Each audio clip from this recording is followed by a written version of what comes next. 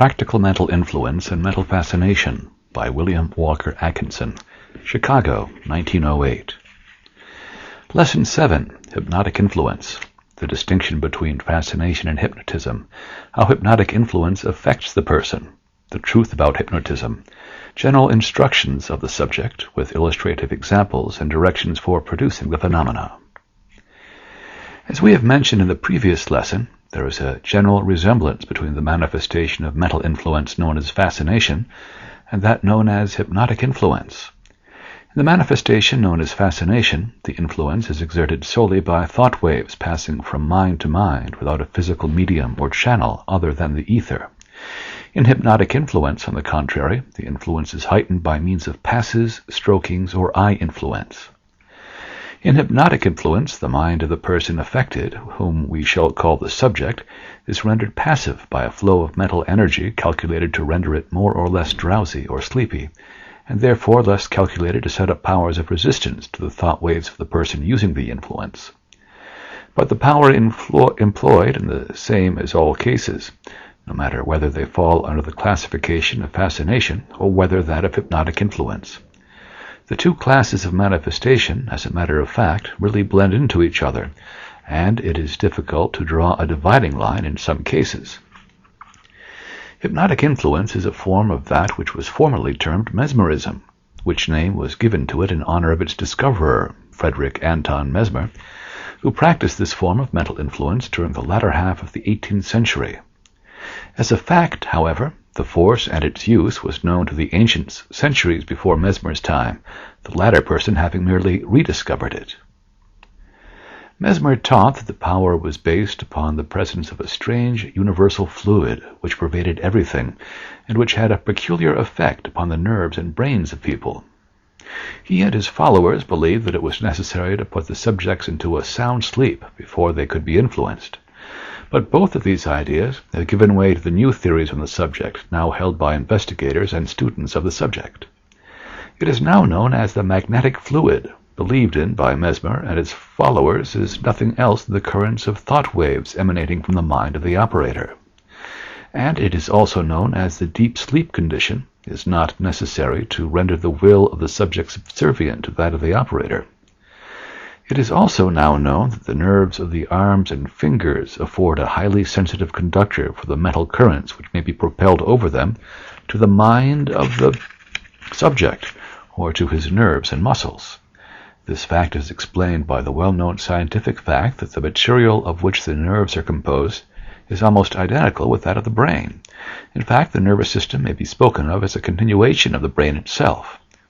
It is now also known that the eye has a peculiar property of transmitting the mental currents along the rays of light entering it, and from thence to the eyes of the other person. The above fact explains the phenomena of hypnotic influence, as it is now known to science. The question of suggestion also has a bearing on the subject, as we shall see presently. Modern operators do not produce the deep sleep condition usually, except in cases where it is desired to produce some form of psychic phenomena, apart from the subject of mental influence, that is, in which they are merely inducing the deep hypnotic condition in order to get the subject into a psychic condition in which the phenomena mentioned may be manifested or exhibited. We shall not enter into this phase of the subject in this book, for it is outside of the immediate subject. The modern hypnotic investigator merely induces a passive state in the mind, nerves, or muscles of the subject sufficient to reduce the powers of resistance, and then he gives his orders or verbal suggestions, accompanied by a projection of his thought waves into the mind of the subject. In order to illustrate the subject, we will give you a few experiments, which may be easily performed by anyone manifesting the power of concentration and thought projection. There is, of course, a great difference in the degree of impressionability of different persons to hypnotic influence, that is to say, differences of degrees of resistance. Some persons will interpose a strong resistance, while others will set up a very feeble resistance, which is easily beaten down by the will of the operator. In the following experiments, you had better begin by getting some person who is perfectly willing for the experiment, and who will not interpose a resistance, but who is willing to become passive. Some person friendly to you and interested in the experiments, we mean. Begin by having the person stand before you, then make sweeping passes in front of the person from head to feet. Then make a few passes in front of the face of the subject, then along his arms. Then take hold of his hands and hold them a little while, looking him straight in the eyes. Make all passes downward, avoid levity or laughter, and maintain a serious, earnest expression and frame of mind. Then, standing in front of the subject, tell him to take his will off of his legs and stand perfectly passive and relaxed. Then, looking him straight in the eyes, say to him, "Now I'm going to draw you forward toward me by my mental power. You will feel yourself following forward toward me. Don't resist, but let yourself come toward me. I will catch you. Don't be afraid. Now come, come, come. Now you're coming, this way, coming here. You're coming, that's right," etc. You will find that he will begin to sway toward you, and in a moment or two will fall forward in your arms. It is unnecessary to say that you should concentrate your mind steadily upon the idea of his falling forward, using your will firmly to that effect. It will help matters if you hold your hands on each side of his head, but just in front of him, not touching him, however, and then draw away your hands towards yourself, saying at the same time, "Come, now come, you're coming," etc. This experiment may be reversed by standing behind the subject and drawing him backward. Be sure and catch him in your arms when he falls and protect him from a fall to the floor.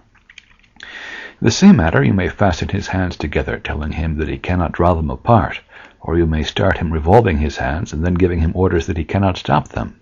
Or you may draw him all around the room after you, following your finger that you have pointed at his nose.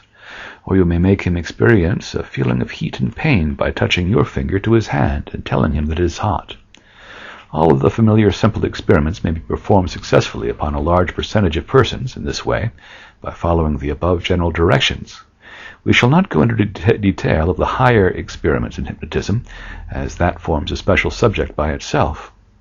We give the above experiments merely for the purpose of showing you that the phenomena of hypnotic influence does not require any magnetic fluid theory, and is all explainable upon the hypothesis of mental influence by means of thought waves and mental induction. In the above experiments, be sure you take off the influence afterwards by making upward passes and willing that the influence pass off. Do not neglect this. In your experiments, if you care to undertake them, you will soon discover the power of your eye upon the other persons. You will be able to almost feel the force passing from your gaze to theirs. And this is true in the case of the passes and strokings of the hands.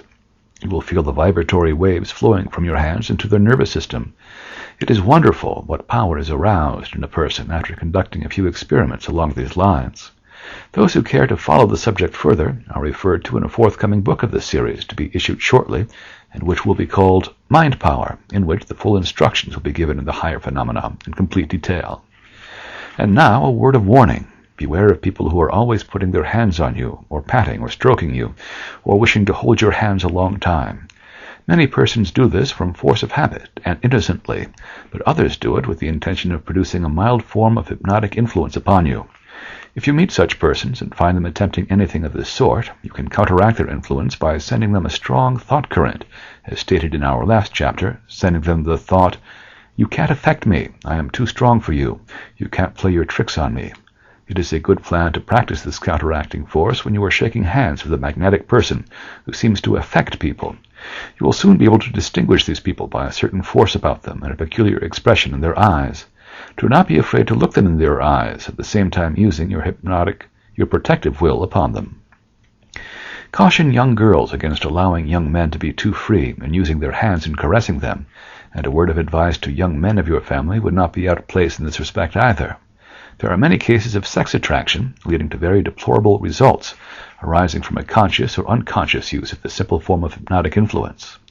The danger lies in the fact that it renders one passive to other influences, and more readily led into temptation, and to yield to the desires or will of the other person. A word to the wise should be sufficient. The use of this power for immoral purposes is a terrible crime, and brings down upon the user deplorable results, as all occultists know and teach. Everyone should learn to resist such influences when exerted upon them. Forewarned is forearmed.